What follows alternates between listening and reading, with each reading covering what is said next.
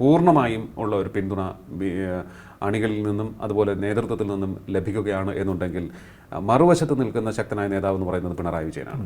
പിണറായി വിജയന് ശക്തമായ വെല്ലുവിളി ഉയർത്തുവാൻ സാധിക്കും എന്ന് ഈ കണക്കുകൾ വെച്ച് നമുക്ക് പറയാം. പിണറായി വിജയനെ ഉയർത്താൻ പറ്റില്ല, പക്ഷേ കോൺഗ്രസിന് ഉയർത്താൻ പറ്റും.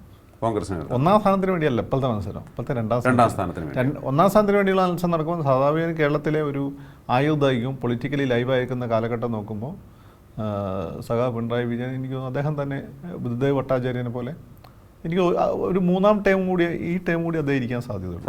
അത് അദ്ദേഹം തന്നെ കൊടുക്കാനാണ് സാധ്യത.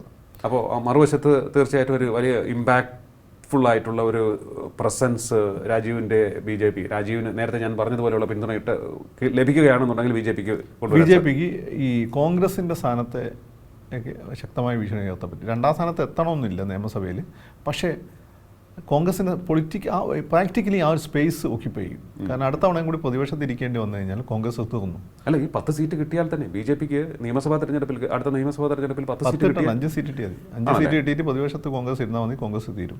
കാരണം ഞാൻ ഈ പറഞ്ഞ സമ്പന്നരായിട്ടുള്ള ഈഴവർ അവരാണ് കോൺഗ്രസ്, അവർ പകുതി BJP മെന്റാലിറ്റി ആയിട്ട് നിൽക്കുകയാണ്. എന്നാൽ ഇപ്പോഴും ഈ BJPക്കാരുടെ ചില സ്വഭാവം അവർക്ക് പിടിക്കുകയില്ല. അപ്പോൾ അതുകൊണ്ടാണ് അവരങ്ങനെ നിൽക്കുന്നത്.